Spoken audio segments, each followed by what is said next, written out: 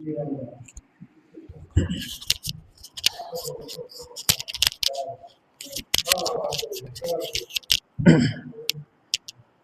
لله الحمد لله وكفى وسلام على عباده الذين اصطفى. عما بعد فأعوذ بالله من الشيطان الرجيم. ولله على الناس حج البيت من استطاع إليه سبيلا ومن كفر فإن الله غني عن العالمين. وقال رسول الله صلى الله عليه وسلم: الحج المبرور ليس له جزاء إلا الجنة ومن حج في الله فمن يرفث ولم يفسق رجع كيوم ولدته أمه، أو كما قال عليه الصلاة والسلام. اللهم صل على محمد وعلى آل محمد كما صليت على إبراهيم وعلى آل إبراهيم إنك حميد مجيد. اللهم بارك على محمد وعلى آل محمد كما باركت على إبراهيم وعلى آل إبراهيم إنك حميد مجيد. الحمد لله আল্লাহ জাল্লা জালালুহু আম্মা নাওয়ালুহু অনেক বড় অশেষ মেহেরবানি যে আল্লাহ তাআলা আমাদেরকে তার ঘর মসজিদে আসার, বসার ও জুমার জন্য উপস্থিত হওয়ার, দ্বীনি কথা শোনার জন্য তৌফিক দান করছেন। দিল থেকে শুকরিয়া আদায় করি আলহামদুলিল্লাহ। আমি কয়েকটা কোরআনের আয়াতের অংশ বিশেষ এবং হাদিসের থেকে কয়েকটা হাদিস তেলাওয়াত করছি। আল্লাহ রাব্বুল ইজ্জত আমাদেরকে কোরআন ও হাদিসের নূর, কোরআনে পাক ও হাদিসে পাকের নূর আমাদের অন্তরে দান করুক। আল্লাহ তাআলা আমাদের জিন্দেগির ভিতরে কোরআনের নূর, হাদিসের নূর দান করুক। নূরওয়ালা, কোরআনওয়ালা, হাদিসওয়ালা, সুন্নাতওয়ালা, রবের সন্তুষ্টওয়ালা জিন্দেগি অতিবাহিত করার তৌফিক দান করুক। দ্বীনি কাজে শরীক হওয়া, দ্বীনি ইবাদত করতে পারা, আল্লাহর ইবাদত করতে পারা, অনুগত্য করতে পারা, নামাজ হোক, জিকির হোক, তিলাওয়াত হোক, দ্বীনের যে কোনো কাজ করতে পারাটা এটা আল্লাহর বড় অনেক বড় দয়া, অনেক বড় রহম, অনেক বড় ফজল যার প্রতি হয়েছে সেই করতে পারে। কারো জোরে, কারো শক্তিতে, কারো মেধায়, কারো শিক্ষাগত যোগ্যতায় কেউ করতে পারে না।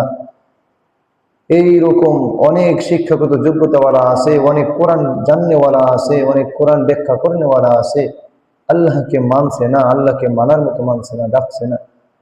তো যাকে আল্লাহ তাআলা তৌফিক দান করবেন সেই আল্লাহ তাআলার কোনো না কোনো ইবাদত করার তৌফিক সমর্থ পাবে এবং তার সৌভাগ্য মনে করা এরকম না যেটা আমার যোগ্যতা, আমার গুণ, আমি গুণের কারণে, আমার যোগ্যতার কারণে আমি ইবাদত করতে সুযোগ পাইছি না, আল্লাহ তাআলাই আমাকে দিয়েছে। যাই হোক, আমাদের ঈদুল ফিতর চলে যাওয়ার পর শাওয়াল মাস প্রায় শেষ। জিলহজ, জিলকদ, জিলহজ, এই মাসগুলা তিনটা মাসই হজের মাস। মূল জিলহজ মাসেই হজের সব কাজগুলা কার্যকর হয়, কিন্তু আল্লাহর রাসূল সাল্লাল্লাহু আলাইহি সাল্লাম কাবাটা দুনিয়ার একেবারে মাঝখানে হওয়ার কারণে কারোই কাছে না, সবারই দূর দূর থেকে আসা লাগে। যদিও আমাদের বর্তমান জামানায় মুহূর্তের মধ্যে, কয়েকদিনের মধ্যে, ঘন্টা, অর্ধদিনের মধ্যে দূর দূর থেকে মধ্যপ্রাচ্যে যাওয়া যায়, কিন্তু এক সময় এরকম ছিল না। এক সময় এরকম ছিল, খুব কষ্টসাধ্য ছিল যে পায়ে হাইটা, ঘোড়ায় চৈরা, গাধায় চৈরা, উটে চৈরা, জাহাজে, এরকম নদী পথ দিয়ে অনেক দূর দূর থেকে দীর্ঘ সময় লাগে আসা লাগতো, যার বিদায় অনেক সময় লাগতো। কারো 1 মাস, কারো 1.5 মাস, কারো 2 মাস, কারো 15 দিন, এরকম সময় লাগতো। এই জন্য আল্লাহ রাসূল সাল্লাল্লাহু আলাইহি ওয়াসাল্লাম হজের মাসকে ইহরাম বাঁধার জন্য এই শাওয়াল মাস থেকে, কেউ যদি শাওয়াল মাস থেকে ঈদের পরেই, রমজানের ঈদের পরেই যদি সে ইহরাম বাঁধে, তার জন্য ইহরাম বৈধ হয়ে যায়। এই জন্য বৈধ রাখছেন, কারণ ওই যে দীর্ঘ দূর থেকে আসার আগে যেন কুলায় আসতে পারে। কেউ যদি এখন থেকে ওই এহরাম বাঁধে, তার এহরাম চালু হয়ে যাবে। যে যে বিধান, এই 3 মাসকে হজের মাস বলা হয়েছে। আশহুরুম মালুমাত, যে হজের মাসগুলো খুব দামি। হজ ইসলামের কোনো অংশ বিশেষ নয়, বরং ইসলামের যে 5টা খুঁটি, ইসলামের 5টা ভিত্তি, মূল ভিত্তি, সবকিছুর মূল একটা এই জিনিস থাকে, ভিত্তি থাকে। একটা চেয়ারের 4 পায়াটাই মূল, উপরে যত বড় যাই থাকুক না কেন। এই 5টা স্তম্ভ যে ইসলামের রয়েছে, কালিমা, নামাজ, হজ, যাকাত, রমজানের রোজা। এই হজটা আজীব একটা জিনিস। রমজানের রোজা তো শারীরিক,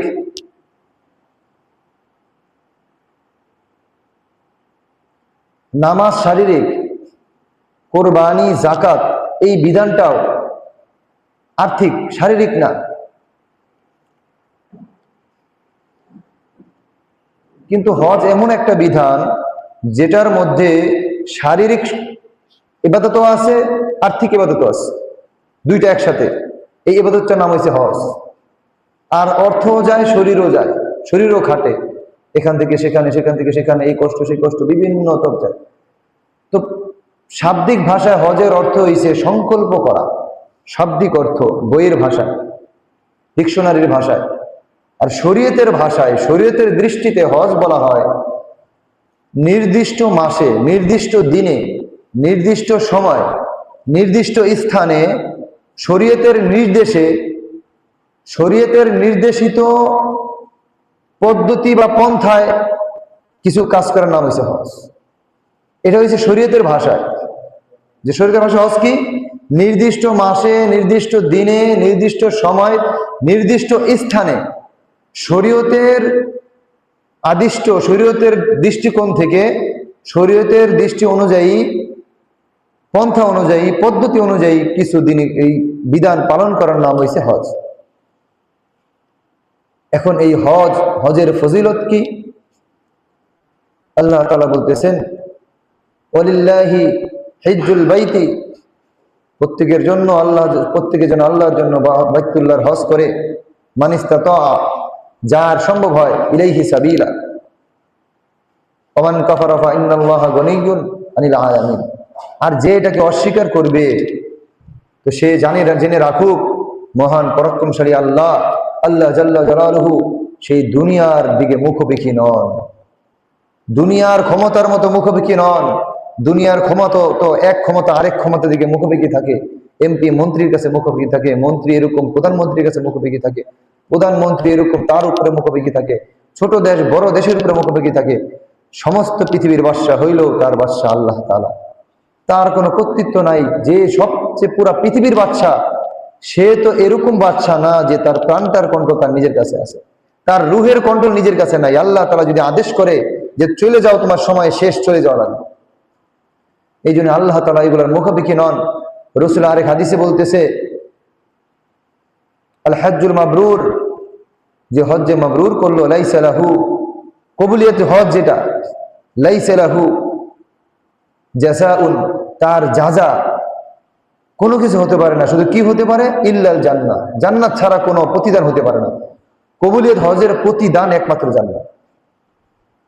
আরেক হাদিসে বলতেছে আল্লাহ রাসূল, যে ব্যক্তি হজ করলো এমন ভাবে গুনাহমুক্ত, যে হজের মধ্যে স্ত্রী সহবাস রইল না, কোনো শাহওয়াত রইল না, কোনো গোনার কোনো লেশ রইল না, মনে গোনার কোনো শাহওয়াত রইল না, সে এমন ভাবে হজ করে ফিরলো, যখন ফিরবো যেন সে তার মার গর্ভ থেকে মাত্র ভূমিষ্ঠ হলো। আরেক হাদিসে রাসূল সাল্লাল্লাহু আলাইহি ওয়াসাল্লাম বলতেছেন যে যেই ব্যক্তি হজের সমর্থ হইল, তার নেসাব মালের পরিমাণ মালের মালিক হইল, কিন্তু সে হজ করলো না, শুনে রাখো, সে ইহুদি হয়ে মারা যায়, না খ্রিস্টান হয়ে মারা যায়, না বৌদ্ধ হয়ে মারা যায়, না বিধর্মী হয়ে মারা যায়, আমি তার ব্যাপারে কোনো জিম্মাদারি না, আমি তার ব্যাপারে জানি না, আমি মুহাম্মদ তার ব্যাপারে জানি না। যে নবী, আখিরে নবী, আফজালুল নবী, শ্রেষ্ঠ নবী, নবীদের নবী, রাসূলদের নবী, যে হাসরের মাঠে সমস্ত জবান বন্ধ হয়ে যাব, সমস্ত দিল স্তব্ধ হয়ে যাব, সমস্ত শক্তি বন্ধ, ভয়ে তরতর করে কাঁপতে থাকবো, বড় থেকে বড় ফেরেশতা, বড় থেকে বড় নবী কেউ কোনো কথা বলার সাহস পাবে না, সুপারিশ করার চিন্তাও করবে না। ওই সময় একমাত্র সুপারিশকারী থাকবে আমাদের নবী, আখেরি নবী, আফজলুল নবী হযরত মুহাম্মদ মুস্তাফা আহমদ মুস্তাফা সাল্লাল্লাহু আলাইহি ওয়াসাল্লাম।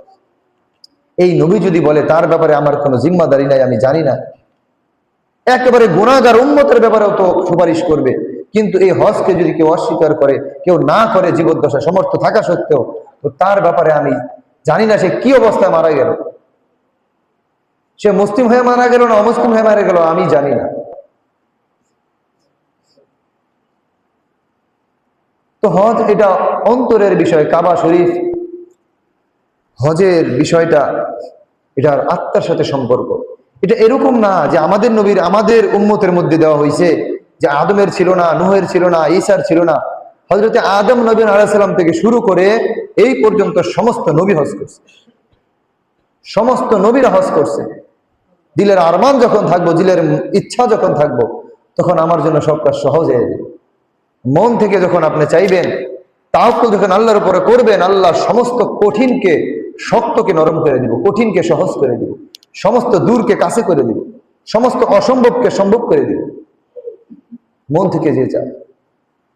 হযরত মাওলানা আবু তাহের মির্জা সাহেব দামাত বারকাতুহুম অনেক বড় লেখক, অনেক বড় আল্লাহ ওয়ালা, বর্তমানেও জীবিত আছেন। উনি অনেক কিতাব লিখছেন। ওনার একটা কিতাবে লিখছেন হজের সফরের মধ্যে যে এক ব্যক্তি, চাকর থাকে না, চাকর বাসা বাড়িতে কাজ করে, কেয়ারটেকার বলে বা ওই সাথে সব নিয়ে যায় যেখানে যায়। তো ওই লোক ওনার মালিকের সাথে হজে গিয়েছে। হজে যাওয়ার পর দেখে কিছুদিন পরে, হজের কিছুদিন মানে যাওয়ার কিছুদিন পরে মালিক এমন অসুস্থ হয়েছে যে বিছানা পেশা পায়খানা করতেছে।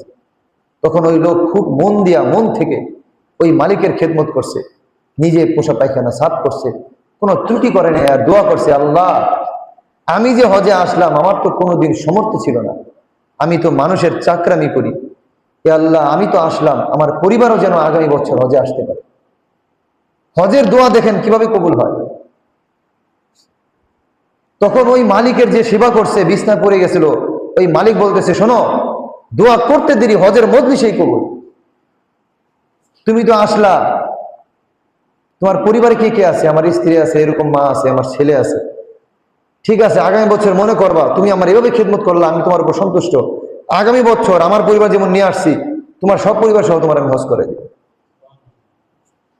এখন আগামী বছর আসে দেশে, হজের সময় কাছে আসতেছে।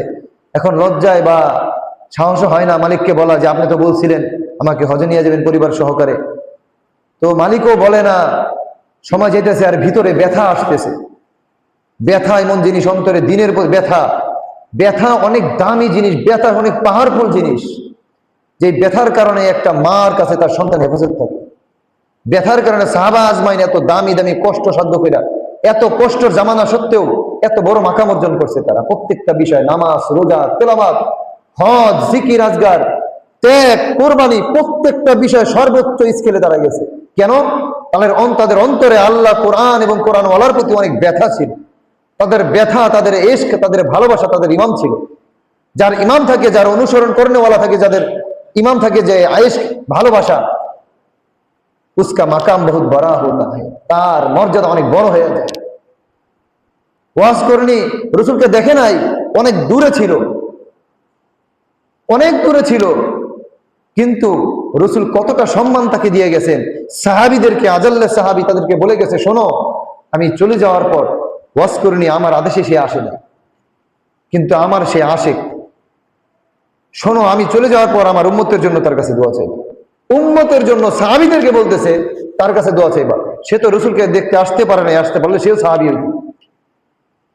কিন্তু এত দূরে থাকা সত্ত্বেও রসুলের আশেক ছিল। কেমন আশেক? রসুলের যুদ্ধে, উহুদের যুদ্ধে দাঁত পড়ে গেছে, এখন কোন দাঁত পড়ছে জানে না, এই জন্য রসুলের দাঁত থাকবে না, আমার দাঁত থাকবে, সমস্ত দাঁত ফালাই দিচ্ছে। এই সে এমন আশেক ছিল। কিন্তু মা অনেক অসুস্থ ছিল, মাকে মাথায় নিয়ে নিয়ে ঘুরতো। রসুলের কাছে চিঠি পাঠাইছি, ইয়া রাসূলুল্লাহ, আমি আপনার কাছে আসবো না, মার সেবা করবো। বলে, মার সেবা করবো, আমার প্রতি আসার যে মাকাম, আল্লাহ তাআলা তোমাকে পরিপূর্ণ দান করবে। সাহাবা আজমানকে আদেশ করে গেছেন যে ওয়াজ করিনীর কাছে তোমরা দোয়া চাইবা। এর যারা কি বুঝলাম, যারা আমরা ভুল ভুল চিন্তার মধ্যে আছি। অনেক মনে করে মদিনা, এখন মনে করে মদিনা এমুক দেখে আসলাম তেমুক দেখে আসলাম, আইসা অনেক মাসালা মাসালি বলে। আরে মদিনা থেকে ইসলাম আসছে, হেরা যেটা করবো ওটাই। এটা কেমন কথা? ওয়াজ করনি কত দূরে ছিল? সেই ইয়ামানের জঙ্গলে, অনেক প্রায় কত লোক, শত শত কিলোমিটার দূরে। এটার দ্বারা প্রমাণিত, রসুলের হাদিস দ্বারা প্রমাণিত যে আল্লাহ রসুলের রওজার কাছে, একেবারে এই যে রওজা আর এই কাছে পিঠ লাগিয়া যে বৈশা রইল, সে তার মধ্যে রসুলের তরিকা নাই, তার জিন্দগির মধ্যে রসুলের তরিকা নাই, তার কথার মধ্যে রসুলের তরিকা নাই, তার নামাজের মধ্যে রসুলের তরিকা নাই, তার অন্তরের মধ্যে রসুলের ব্যথা নাই, সুন্নতের তরিকা নাই, সেই লোক আমার থেকে অনেক দূরে। রসুলের রওজার সাথে যে লাগিয়া রইল। আর যে ব্যক্তি ওই ইয়ামান, পৃথিবীর শেষ সীমানায় আছে, কিন্তু তার অন্তরে রসুলের এক একটা সুন্নতের জন্য মহাব্বত, একটা ছোট্ট থেকে ছোট মেসকের তার জন্য ছুটে না, একটা ছোট থেকে ছোট সুন্নত তার থেকে ছুটতে পারে না, রসুলের সুন্নতকে খুব মহাব্বত করে, লেবাস, উঠা বসা, চলা, খাবার, নামাজ সব একটু যে সুন্নতের অনুসরণ করে, সে রসুলের ঠিক সবচাইতে অন্তরের কাজ। তো যাই হোক, ওই লোক পরে হঠাৎ করে বলতে, সেই তুই মনে করবা না, তোমাকে না বলছিলাম আমি হজে নিয়ে যাবো? বলে হ্যাঁ হজ আমি তো বলতে চাইছিলাম। বলে ঠিক আছে, পাসপোর্ট টাসপোর্ট রেডি করো। সব পরিবারে হজ করে এসে বলছে। এরকম ঘটনা আছে, আপনারা শুনছেন। গত বছর আমি আলোচনা করছিলাম, এক কবুতর, এরকম এক কিছু পিঁপড়া তারা মনস্থ করছেন, আল্লাহ তোমার ঘর বাইতুল্লাহ সবচেয়ে দামি, কত মানুষ যায়, কত কেউ যায়, আমার তো ইচ্ছা কিন্তু যাইতে, আমি তো পিঁপড়া কিভাবে যাবো? বড় প্রাণীও না, ছোট্ট ক্ষুদ্র প্রাণী পিঁপড়া। তার আশা, তার ব্যথার কারণে আল্লাহ তাআলা মক্কা থেকে কবুতর পাঠাই দিছে, সেই কবুতরের মাধ্যমে তাকে হজ করাই দিছে। দোয়া এত পাওয়ারফুল, দোয়া এত পাওয়ারফুল আমল। আর দোয়া হুয়াল ইবাদা, দোয়া একমাত্র ইবাদতের মগজ বলা হয়েছে। এই মগজের কাজ কি? মগজ হয়েছে আপনার সমস্ত চিন্তা, আমাদের সমস্ত ভাবনা, সমস্ত অঙ্গ প্রত্যঙ্গ, সমস্ত শক্তি পরিচালনার মাধ্যম মগজ। এই মগজ থেকেই দেখেন, আমি হাত উঁচা করছি, কোনো সুইচ টিপ দিছি, আমার মগজে চিন্তা হয়েছে যে আমি হাতটা উঁচা করবো, উঁচা হয়ে গেছে। আমি চোখ বন্ধ করবো, আমি ব্রেন থেকে চিন্তা করছি। আমি কিছু বলবো, আমার মগজ দিয়ে আমি চিন্তা করছি। এই জন্য দোয়া এমন পাওয়ারফুল আমল, এটা ছোট না। আমরা মনে করি দোয়া একটা সামান্য জিনিস না। দোয়া এত পাওয়ারফুল যে সমস্ত আমলের চাইতে এত পাওয়ারফুল। এই দোয়া দ্বারা ভাগ্য পরিবর্তন করে ফেলা যায়, রাসূলের হাদিস অনুযায়ী কথা। দোয়ার মাধ্যমে আসন্ন বিপদ, যেটা আসমান থেকে আস্তে আস্তে জমিনও আয়সা পড়ছে, পতিত হইতে কিছু বাকি, ওই সময়ও যদি কেউ দোয়া করে, দোয়া এবং ওই বালার সাথে যুদ্ধ হইতে থাকে। দোয়া চেষ্টা করে বালাটা দূর করে দেওয়ার জন্য, ওই বালা মুসিবত চেষ্টা করে দোয়া টপকে আসার জন্য, এরকম যুদ্ধ চলতে থাকে। দোয়া এত পাওয়ারফুল আমল। দোয়া দ্বারা অসুস্থ মানুষ সুস্থতা লাভ করে, দোয়া দ্বারা মৃত ব্যক্তি জীবিত হয়। সাহাবা আমাদের জিন্দগির মধ্যে আছে, মৃত ব্যক্তিকে জীবিত করে ফেলেছে দোয়ার মাধ্যমে, অন্য কিছুর মাধ্যমে। এর জন্য দোয়া, মেহনত, ফিকির করা, আমার চেষ্টা করা, সমর্থ আমাকে আল্লাহ দিয়ে দিবে। কোরবানি করছে সাহাবা আজমাইন, আমাদের মতো এত টাকা পয়সা ছিল না, সীমিত। এরকম কেউ আছে তার প্রতি ফরজও না। যখন শুনছে রসুলের কাছে এর ফজিলত, তারা পাগল হয়ে গেছে। 7 জন মিলে মিলে কোরবানি দিছে। আর আমরা তো শুধু বাহানা খুঁজি, বাহানা খুঁজি, না দেওয়ার জন্য বিভিন্ন মাসালা খুঁজি, বাহানা খুঁজি। হজ ফরজ কার উপরে? যার উপরে কোরবানি, জাকাত ফরজ না, তার উপরও হজ ফরজ হয়। কারণ ব্যবসার উদ্দেশ্য ছাড়া যদি জমি কিনে, সেটার উপর জাকাত ফরজ হয় না, কিন্তু হজ ফরজ হয়। যে তার এক্সট্রা জায়গা আছে, এরকম কেনা আছে দেখে, অতিরিক্ত অনেক জায়গার মালিক আছে, 10 লাখ 20 লাখ টাকা জায়গার মালিক অনেকে আছে। আজকে কেন এটা টান দরকার হয়? বলে বাইতুল্লাহ হয়েছে একটা চুম্বকের মতো, যাকে সে টানে, সে হোক কারো চাকর, হোক ফকির, হোক সে যেমন, যত দূরে হোক, যেই হোক, বৃদ্ধ হোক, ছোট হোক, কালো হোক, ধলা হোক, এই মক্কার ম্যাগনেটের সাথে, কাবার ম্যাগনেটের সাথে যার অন্তরের সাথে মহাব্বত আছে, সে তাকে টান দিয়ে নিয়েই যাবে, নিয়েই যাবে।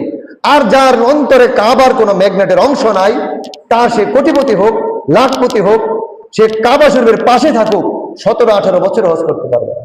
আমাদের এমন পরিচয় লোক আছে, 18 বছর পরে হজ করছে, বলে 17 বছর এরকম তায়েফে ছিলাম। যারা বিদেশে গেছেন জানেন তায়েফ কতটুকু দূরে মক্কা থেকে? 2 দিনের দূরের পথ, অল্প দূরে।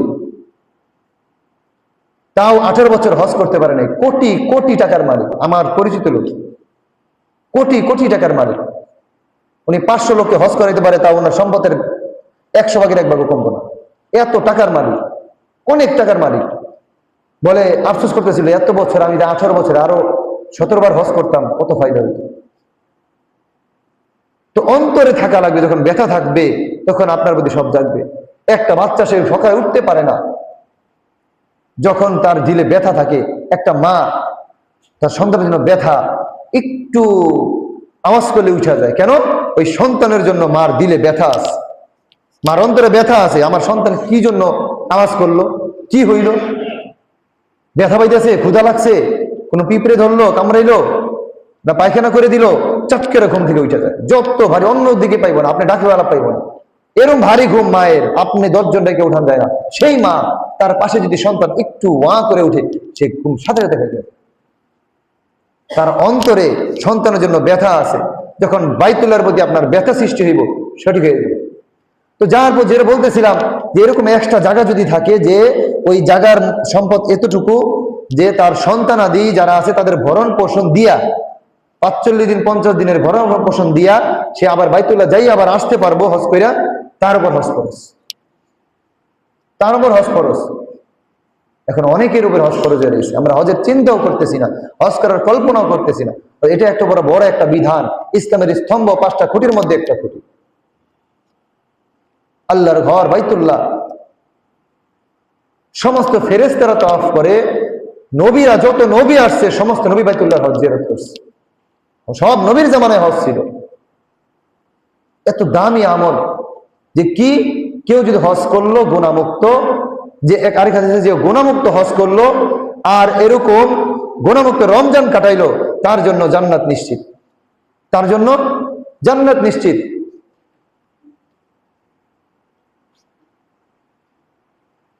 ধরেন এক লোক এরকম উঠতে পারে না কোনো কিছু, যখন শুনে এক খেলোয়াড়, যে যার খেলার প্রতি নেশা, যার অন্তরে খেলার জন্য স্পৃহা আছে, নেশা আছে, ঝুঁক আছে, সে যদি আগামীকালকে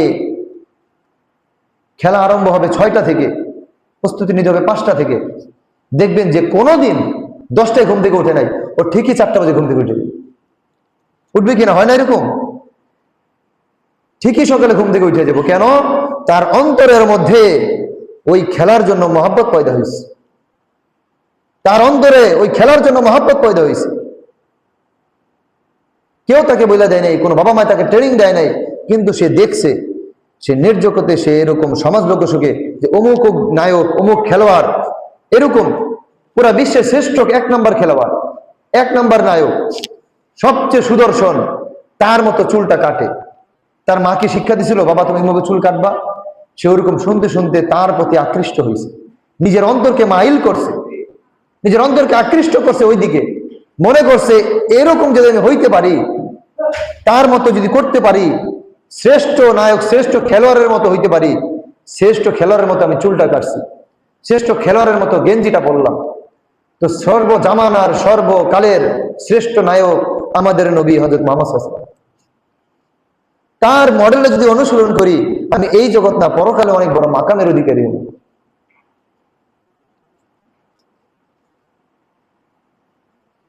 আজকে সেই বিদ্যা আমি কেন শিখতেছি না? আজকে হজ করতে গেলে চিন্তা, তখন দেখবেন এমনি কোনো সমস্যা না, যে আমার ছেলের এরকম আছে, মেয়ের বিয়ে আছে, এই জন্য টাকা জমাইছিলাম। শরীয়তের বিধান অনুযায়ী সন্তানের ভরণ পোষণ যদি বালেগ হয়ে যায়, বালেগ হওয়ার আগ পর্যন্ত বাবার ভরণ পোষণ দেওয়া, খাবার দেওয়া, এটা ফরজ, তার দায়িত্ব, তার জিম্মাদারি। কিন্তু শরীয়তের দৃষ্টি থেকে, শরীয়তের মাসআলা, যদি সে বালেগ হয়ে যায়, ওই সন্তান ছেলে হোক কি মেয়ে হোক, তার প্রতি তার খাবার দাবারের জিম্মাদার, তার ভরণ পোষণের জিম্মাদার, তার বিবাহের জিম্মাদার বাবার উপরে না। কিন্তু শুরু থেকে এই পর্যন্ত সমস্ত বাবারা করে আসতেছে, এটা শরীয়তের কোনো বাধ্যকতা না, করে আসতেছে, করে। এখন আমি সেই কথা বলে আমার মেয়ের বিয়ের জন্য টাকা জমাইতেছি, হজ করলাম না। আর রাসূল বলতেছে যে তুমি যদি হজ ফরজ হইল, তুমি হজ না করে তুমি কবরে চলে আসলা, তুমি কি হয়ে মারা গেলা, ইহুদি হয়ে না খ্রিস্টান হয়ে, আমি রাসূল জানি না। যেই রাসূল সমস্ত নবী, সমস্ত পাওয়ারফুল ফেরেশতা, সমস্ত বড় থেকে বড় নবী, সমস্ত আল্লাহ ওয়ালা যারা আছে সবাই কাঁপতে থাকবে এভাবে, হাদিসের ভাষায় থরথর করে, আদম, নূহ, ঈসা, মূসা সবাই কাঁপতে থাকবে, কেউ কথা বলা সাহস পাবে না। সুপারিশ তো দূরের কথা, থর থর করে কাঁপতে থাকবো। কিন্তু আমাদের নবী সুপারিশই করবে না। আল্লাহর রসুল এত সুপারিশ করবেন যেই পর্যন্ত শেষ উম্মতটা পর্যন্ত ওনার রেহাই না পাবে, মাথা উঠাইব না। সেই নবী যদি কয় যে শোনো, তোমার ব্যাপার আমার এই ফায়সালা, তোমার কি অবস্থা মারা যাবে আমি জানি না। এই জন্য ভাই দোস্ত বুজুর্গ, আমাদের আল্লাহ তাআলা হায়াত দান করছেন একমাত্র আল্লাহর জন্য ব্যয় করার জন্য, আল্লাহর দ্বীনি কাজে, আল্লাহর ইবাদত করার জন্য, দ্বীন শিখার জন্য। আমার জেহেন দিছিল আল্লাহ দ্বীন বুঝার জন্য, দ্বীনের উপর চলার জন্য। হ্যাঁ, আমি দুনিয়া থাকতে হইলে আমার দুনিয়াও প্রয়োজন, কতটুকু যতটুকু আমার দরকার। কে দেখছেন কোন বাদশা যে তার বাদশাই এখনো রয়েছে? আছে কোন পৃথিবীর বাদশা এখনো তার রাজত্ব রয়েছে যে সে না হোক, তার ধারাবাহিকভাবে তার ছেলেরা রয়েছে? বাদশাহ সুলাইমান আলাইহিস সালাম কত বড়, তার চেয়ে বড় বাদশা ছিল, যিনি মানুষ না শুধু কীট পতঙ্গ, জিন, মাছ, প্রাণী সবার উপরে বাদশা ছিল। জিন পর্যন্ত তার কথা শুনতো। কোন বাদশা আসলে যে জিনে তার কথা শুনতো? কোন বাদশা আসলে পানি তার কথা শুনতো? এত বড় বাদশা ছিল। কই আজকে সুলাইমান আলাইহিস সালামের কোন ছেলে কি ধারাবাহিকভাবে আজকে দেশের বাদশা আছে? নাই। কেইসে কেইসে বাদশাহ তাজেদারা চল গই। কত বড় বড় বাদশা ছিল, তারা চলে গেছে, তাদের রাজত্ব পড়ে রয়েছে অন্যজনের হাতে। কত বড় বড় ব্যবসায়ী ছিল, কই তাদের ব্যবসায়ী? তারা কি ধনী? আজকে এমনও হয় যে এক যুগ হয়তো অনেক আগে রাজত্ব আমরা দেখি নাই, কিন্তু ব্যবসায়ীটা বর্তমানে দেখা যায়। এই কিছুদিন আগে কিছুই ছিল না, আবার অনেক টাকা হয়ে গেছে। আবার অনেক টাকা ছিল, এখন সেই লোক একেবারে দরিদ্র হয়ে গেছে। হয় না? হয়। এইগুলা নশ্বর। এই দুনিয়াতে এইগুলা আল্লাহ দেখায় এই কারণে যে শোনো, দেখো, তুমি বুঝো যে আমার বান্দা এইগুলা স্থায়ী না। বুঝায় দেয় এটা টেকসই না, এটা টেকসই জিনিস না, এটা ওয়ান টাইম। পুরা দুনিয়াটার রূপক যে অর্থ, দুনিয়ার যে মর্ম, দুনিয়ার যে ব্যাখ্যা, এই দুনিয়ার যে মূল অর্থ, দুনিয়ার অর্থই হয়েছে one time. One time tissue আছে না, আমরা ইউজ করে ফেলাই দিই, one time glass, one time plate, যে আমরা দাওয়াত করলে খাওয়াই ফেলাই দেয়। এই দুনিয়াটার নাম হয়েছে ওয়ান টাইম। আপনি নিজে ওয়ান টাইম। আপনাকে যতক্ষণ পর্যন্ত আপনার সন্তান ব্যবহার করবে, যতক্ষণ পর্যন্ত ভরণ পোষণ পার আপনার রুহটা আছে, ততক্ষণ পর্যন্ত আপনাকে দেখবে। আপনার প্রাণটা বাইরে যাব, বলবো না আমার সম্মানিত বাবার দেহটা খাটের উপরে রাখবো, এভাবে বলবে না। নামও ধরবে না, বাবার জায়গায় যে নাম ধরলো, এই বাবার নাম না অমুক, যে আমার অমুকের লাশটা রাখো, বলবে লাশটা সরাই রাখো, লাশটা ঘরে ঢুকায় রাখো, লাশটা খাটে রাখো, লাশটা নামাও। সাথে সাথে আপনার নামটা চেঞ্জ হয়ে যাবে। ওই যে ওয়ান টাইম প্লেট খাবার সাথে সাথে তার কোনো দাম নাই, ফালাই দিব। কিন্তু যতক্ষণ পর্যন্ত ব্যবহার হয় নাই, ওটা খুব দামি ছিল, সতর্ক ছিল, প্যাকেটিং ছিল। ওই প্লেটে খাবার দিব, ওটার প্রতি আকৃষ্ট ছিল, এই প্লেট নিয়ে হাজির, খানা বাড়তেছে, সবাই প্লেট নিয়ে ধরে বসে রয়েছে। কিন্তু যখন খাবার শেষ, কেউ প্লেটে তাকায়ও না, প্লেটটা সাইডে ফালাই দিছে, কে উঠাইবো তারও খবর নেই। আজকে আপনার আমার জিন্দিগি এই দুনিয়ার প্রতি যদি আমরা জুড়ায় রাখি, আপনার আমার জিন্দিগিটা মাটির সাথে মাটি হয়ে গেল। আর আপনার আমার জিন্দিগিটা যদি আমরা মাটির সাথে না মিশাইয়া, এই দুনিয়ার মাটি, যে বিল্ডিং সেটাও মাটি, টাকা সেটাও মাটি, গাছ খাবার দাবার সেটাও মাটি, যে মানুষ সেটাও মাটি, এই যে কোনো জিনিসের পিছনে আপনি ব্যয় করলেন, পরিশ্রম করলেন, আপনার জীবনটা মাটি হইল।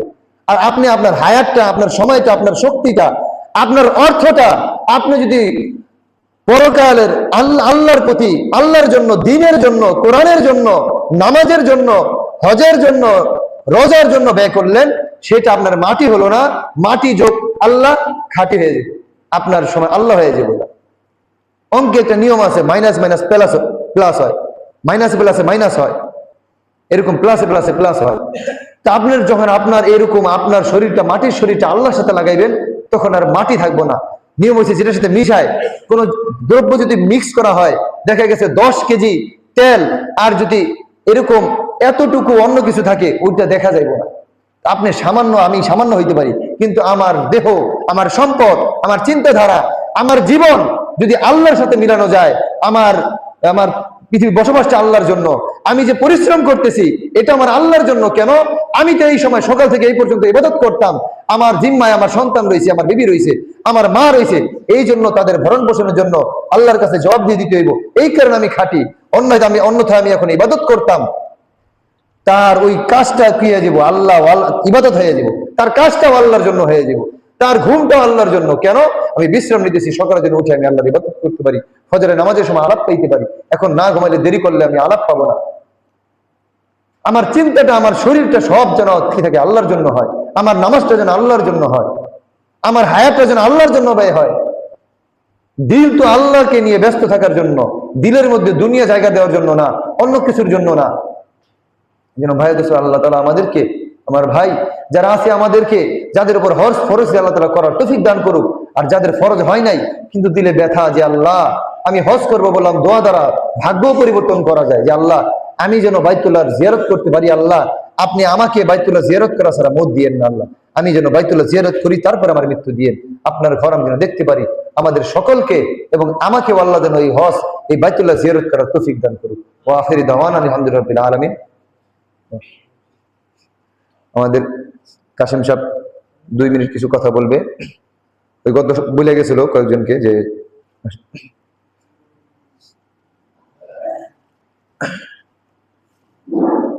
আসসালামু আলাইকুম।